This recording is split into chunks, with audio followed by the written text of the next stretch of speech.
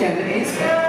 Fantastic. Yeah, so busy. And thanks to you guys. It's been incredible. The response and the turnout has been bigger than any con I've been to. So, yeah, thank you all very much for coming.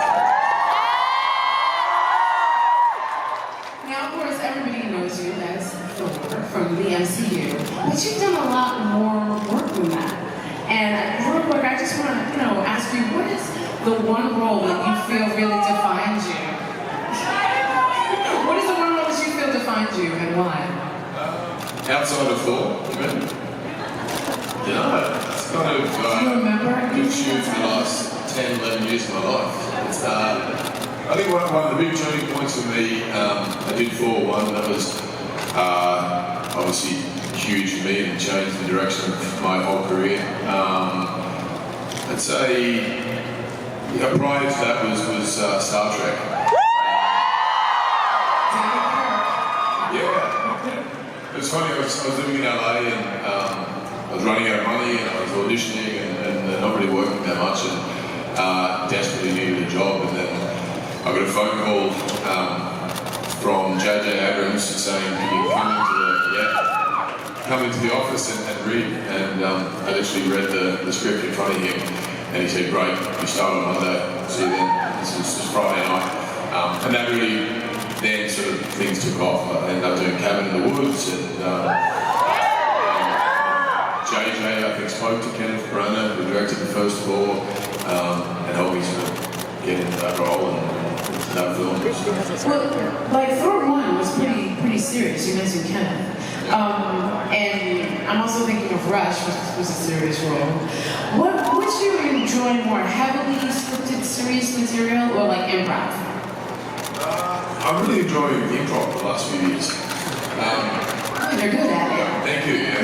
So for me, it started when I did Ghostbusters.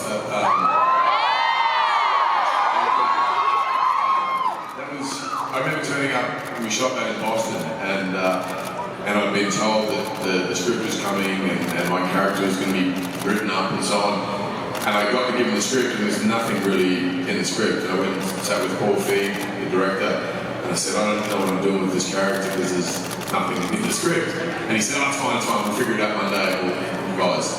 And that wasn't very comforting. I sort of went back to my hotel room and I thought, what am I doing here? I have no idea what I'm a part of. And then Monday morning, I was with the incredible cast and director, and we just basically improvised everything. And they would, off camera, Paul and the writers would throw dialogue and suggestions, and we'd run takes for 45 minutes straight. And most of it was us just trying to keep it together. But there's something from that, and also the spontaneity came from it, and it was a good reminder just to sort of to not try and have it so tightly bound and controlled, but just have more fun with it and let loose and take risks, and then that led into Ragnarok, which was and Taika Waititi coming basically sort of again, we had a base of the script, but every day was just about exploration and fun. And who was harder to keep a straight face around, Taika or Leslie Jones? Leslie's incredible, but I'd say I had a tougher time with Taika. Yeah. She was just spontaneous and dancing. I think Korg originally had the rock monster, Taika's character, had like one line in the script, and then every time we came on set, he just kind of took over, and it was one of my favourite characters in the MCU. Oh yes, we can't wait to see him again, hopefully, maybe.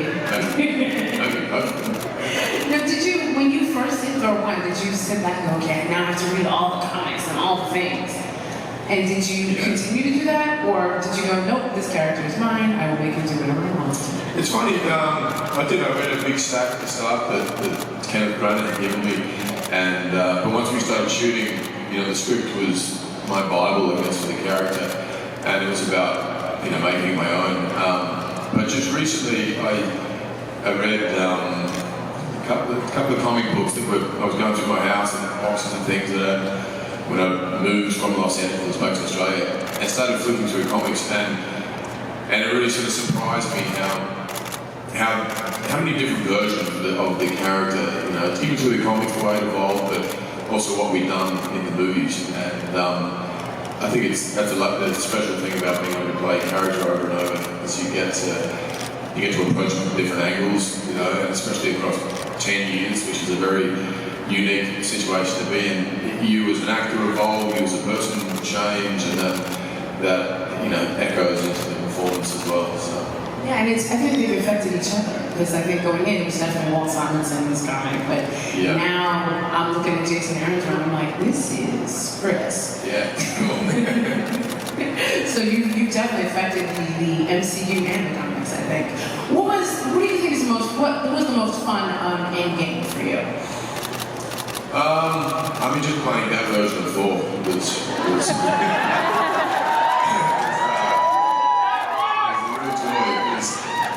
I felt like on Ragnarok we did something so drastically different, and then Infinity War, you know, I came in thinking I was going to do Ragnarok, and Anthony and Joe Russo said, no, we've got something different again, and we did. And then I got to Endgame and thought, what do we do now? We have to keep, you know, making these big changes, and they had that idea for that character, and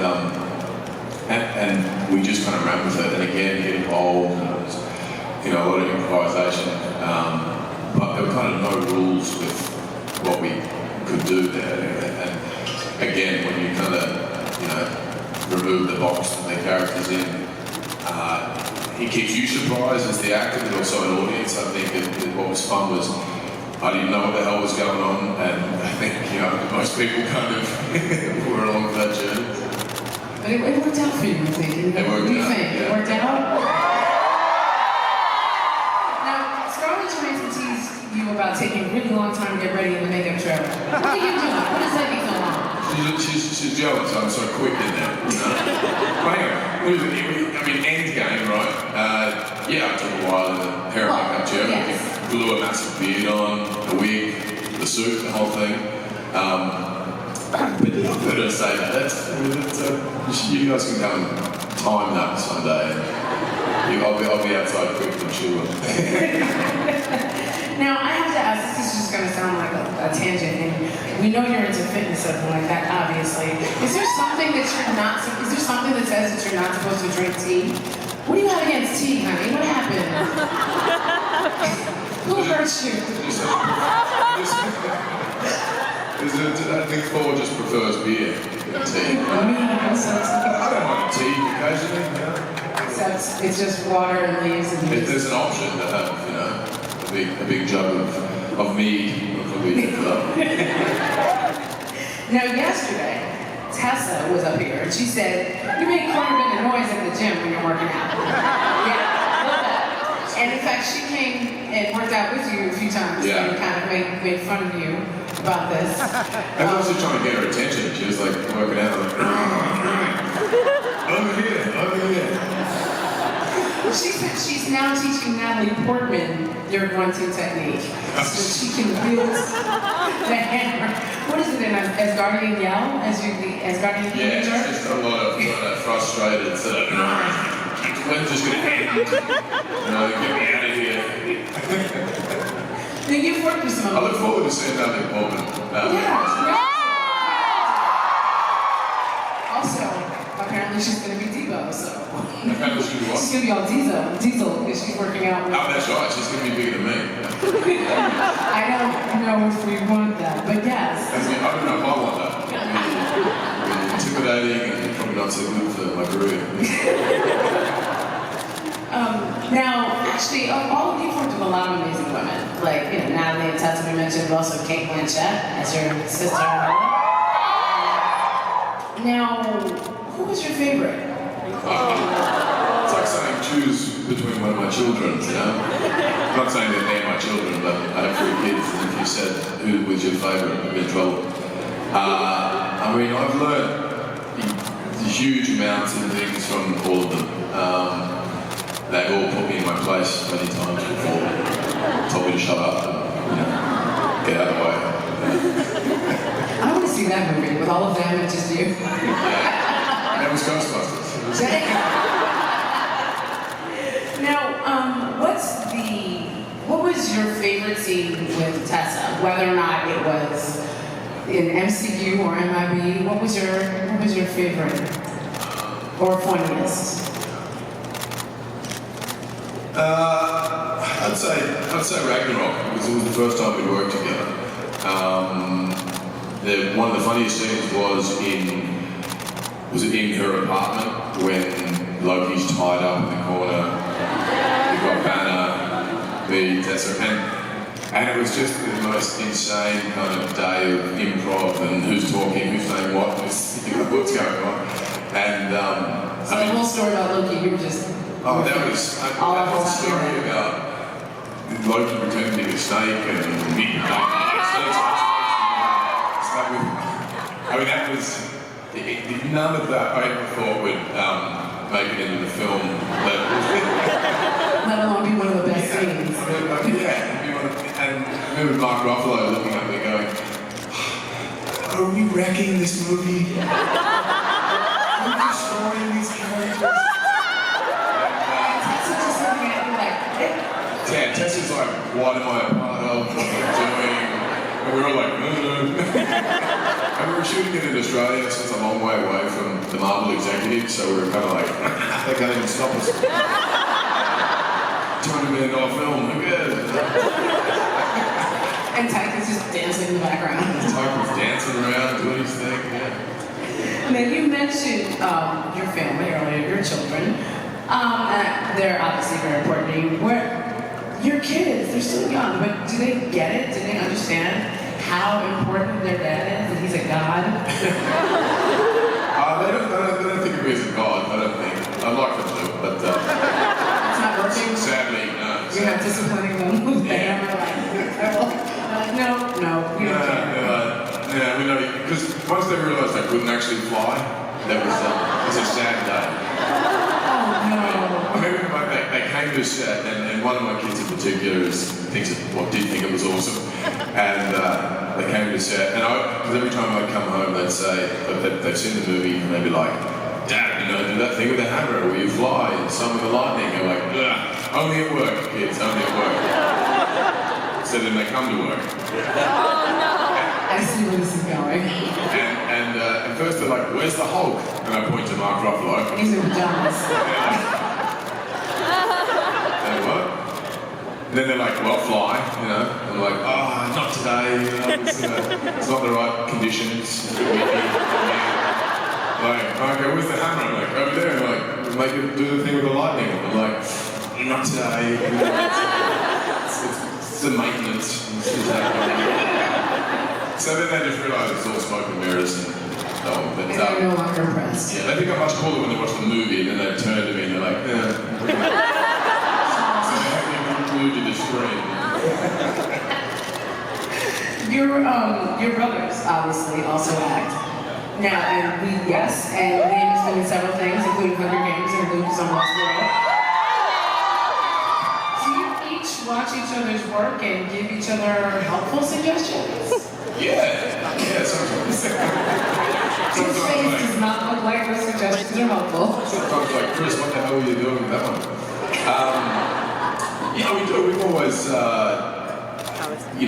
mean, it's funny, you spend so much time at work and talking about work and so on, that when we catch up, we tend to catch up and talk about other things. But yeah, you certainly get feedback, and it's the most honest feedback like anyone would know with a brother or a sister. Your family members, they're going to tell you how it is. And did you warn them about Endgame, or did you not say anything? No, I didn't say much. I mean, I was nervous to speak about that to anybody, Because the Marvel snipers are real. Yeah, absolutely. I've been talking to other cast members, like, "Sorry, can't tell you." And they're like, "I'm in the movie." Like, "Oh yeah." Except for Tom. Downey? Yeah. You know what happens with you? No? Don't tell me. What? Sorry, man. Wait, were you one of the few cast members that got the whole script, or were you one that only got your own sides? I mean, we got a script or parts of the script, and it was a really old version of the script, and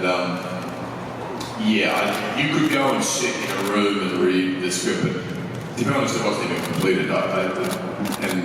You know, the second half of that shooting the movie was like completely in their hands and being guided by, you know, what they had in store for you. And I think most of us watched the movie like, oh my God, that happens to him and her. Right, and then, oh, everybody, okay. Yeah, like, oh, this isn't a wedding either. It's a funeral, what? That was sad. Not for me, because I was alive, but... Sorry, I'm unemployed. So... We're going to talk about this. I get nervous even now. Okay, no, we'll pull back. We'll do some fan casting. Actually, with your brothers. Oh, yeah? So think of now, you are the longest running Avengers in the MCU. So if you had to cast your brothers in any of the other Avengers or Marvel movies, Really? what would you cast them as? Who would you cast them as? That's my brothers. And why? I could make Luke the Incredible Hulk. He's got some big arms on him, some muscles. Liam, I could make, we could change him to Captain Australia. Maybe. No. Sorry. You don't like Australia or Liam? I don't know. I mean, I love my brothers, but I love that cast too. So to replace them, I don't know. Hawkeye.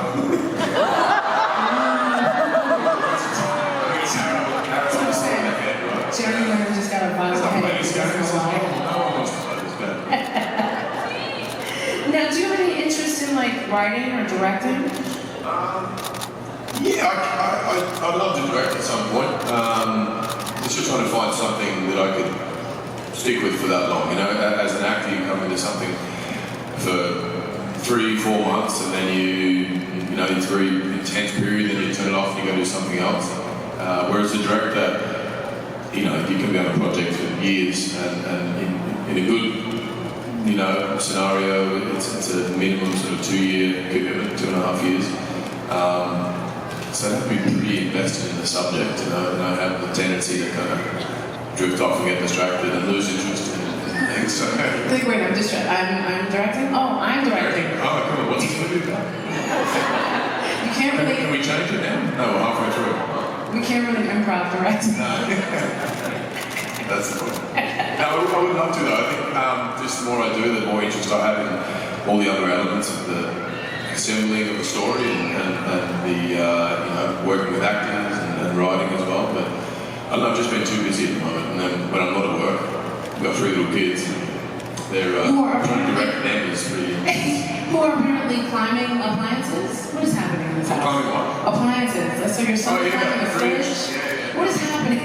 Yeah, they're insane, my kids. They're like villains from the Marvel Universe. Well, see, now that they understand that Daddy can't fly, they're no longer impressed. That's right. They're abusive to me. So we're gonna take some fan questions. Yeah. First, Invisible Circus asks, this is funny. Quick, Skrulls have breached and are invading Earth. What do you grab first, Stormbreaker or Noisy Cricket? Stormbreaker, for sure. It's not even a competition. I mean, I like Noisy Cricket. I wish we had one. I wish I had one in MIB. Yeah, Stormbreaker. I like that. Actually, one more on the subject. This is for me actually, what was the reaction you had in Endgame? You read the script and realized that Captain was going to have me and you. Pretty angry, yeah. I'm sick of people picking up that now, to be honest. Playing with my toys, you know? Your acting was amazing because it looked like you really didn't mind. Yeah, thank you. I minded. Give it back, have your little shield. I haven't seen him pick up Stormbreaker yet, though, right? No, but he also, you know. Did he? See, I did this, and that happened. Stupid idiot eating some popcorn or something. It's okay, because now he's like really old and can't even pick He's up old, shit. yeah. So. Sorry, Kaz. So next question. John 39 263. What are you doing? Putting your zip code out here, man? She's phoned up. John 39263. Any chance Mr. Hemsworth might want to team up with Mr. Evans and RDJ in a non-MCU project? Absolutely, I'd love to. It was just that were we ever all going to get to hang out again? And immediately started thinking, what else can we do? And so I'd love to. We could remake the Three Amigos or something.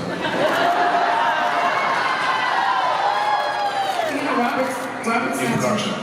I think Robert might take issue because now he's doing like a movie with a bunch of animals. Sorry. I just watched the trailer.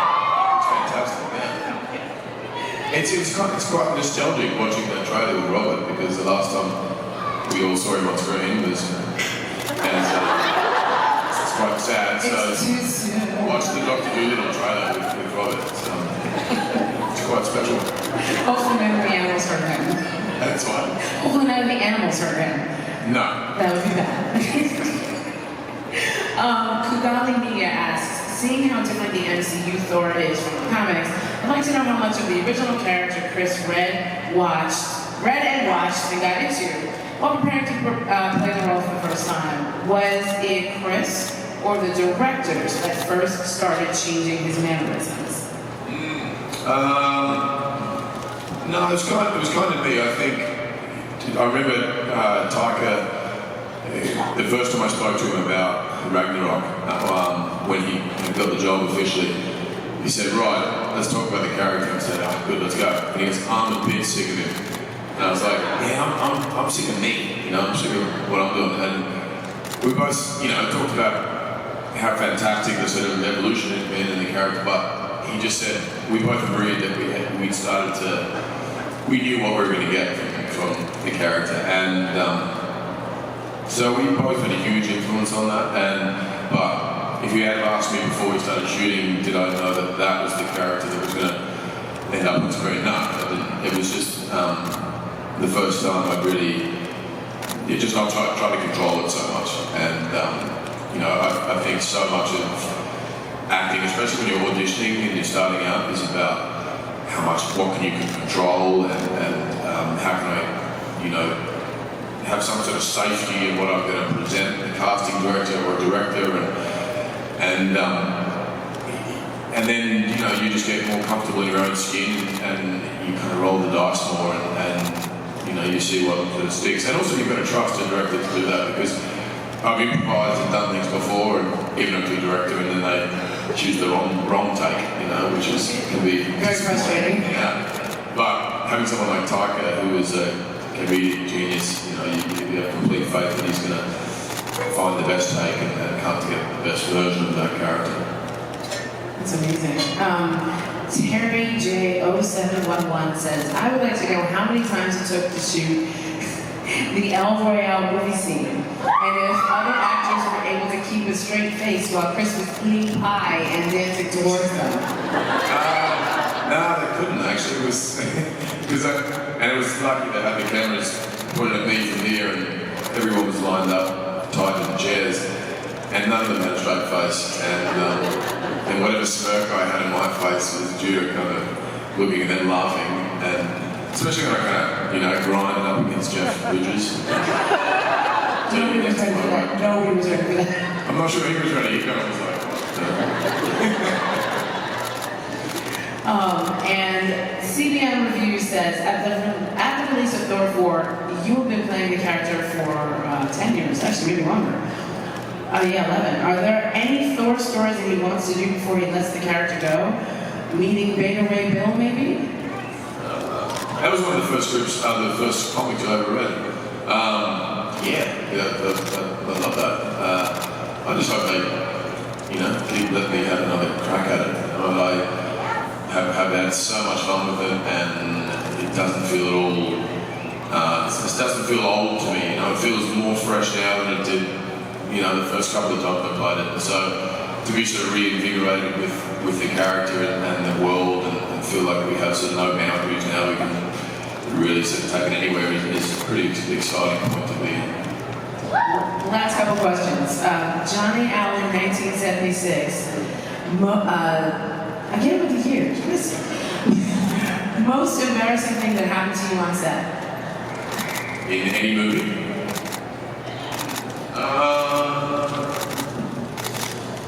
I mean, the bad time in Battle Royale, that was pretty awkward. Because I was kind of screwing around with that dance and not really thinking it was thinking I might do it. And especially not like 60 times, which we did. And it was funny the first few times for the cast, and then they were just like, So by the end you really did kill people. to that snake hips. If you'd like to demonstrate. I know. I tried, I'm sorry. It's a little salsa. And my final question from Honey Child. Oh, of course, there you go. If they make another Ghostbusters, can you and Leslie Jones get married? I'd love to just play that character again. He's amazing. He's so amazing. It's so ridiculous. Actually, I had, for me personally, I had a couple more. I actually was wondering if you've been down the MCU, you've been in the Star Trek universe. MCU is kind of close to Star Wars. If you could be in Star Wars, or any, I mean, you know, there's so many things coming out. What would you like to be? The Mandalorian, maybe? Would you like to be in another full-on movie? Would you like to just be part of the Skywalker clan? Oh yeah, I'd love to. I'm not sure there's many people who'd say they wouldn't want to be a part of that world, you know. And especially having something that I've grown up with, like all of us here probably. You know, it'd be like a fan experience as opposed to being an actor, and that's the fun thing at this point of cinema and in my career. There are so many franchises and things still going now or being rehashed, and so it's like taking a trip down memory lane. And I remember when I first started acting, I first really developed a love and a passion to want to do it. When I was watching Lord of the Rings, and it was more about I wanted to live in that world and be a hobbit or an elf or something. Fight orcs. And then sing and dance at the end. Sing and dance. Did I sing and dance? A little bit. Minus the singing and dancing. I can see it. Just give you some pie. Give me some pie. Okay. Sing and dance. No, but just to I hadn't really grasped the concept of actually being an actor. It's just about living out that fantasy, and for me, that's the joy of acting. I just feel like a big kid, and you get to, inhabit all these different worlds and mindsets and characters and so on. So it's it doesn't feel like a job at all. Do you realize sometimes the impact that you had? Like you were in the MCU for 10 years, so there's kids that were like maybe 5 that saw all of your movies that are growing up on your movies. Like you you've got to sort of stop and pinch yourself and think about it, because it does, you're in and out of it so much, or the last 10 years, and it just sort of became a norm, and there was never any lack of gratitude. It was a constant wow, we're glory, this is working. But around the end game, Presto, I think all of us, it hit all of us really what we were a part of, and potentially what was finishing, and it was a bit like sort of finishing high school and looking at all the friends you'd grown up with, and then also thinking, well, this is the equivalent for what Star Wars was for us. We're now part of something like that for some young kid or a group of friends going off to the cinema, and I remember you come out of those films and you talk about it non-stop and the characters, and I don't know, it still sort of baffles me, and I still have moments where it hits me and I think, wow, how did I ever land in amongst this world or that world and have a career out of it. That's amazing. Thank you so much. Leave your amazing fans here with one word of advice. Yeah. Well, about acting or flying or pretending to fly. I'd just say, off the back of what I was talking about, it is thanks to all of you guys. You know, Told me she's to have that opportunity to build those characters and that world. You know, the opportunity did not exist without your support and the support from the beginning too, right up until now and hopefully onwards. There's just a huge sense of gratitude and thank you all for that. It's just been an absolute dream and hopefully you continue to stick around and let us make a few more of them. But you guys are the greatest. All right, y'all, you know what time it is, right? We're gonna take some pictures.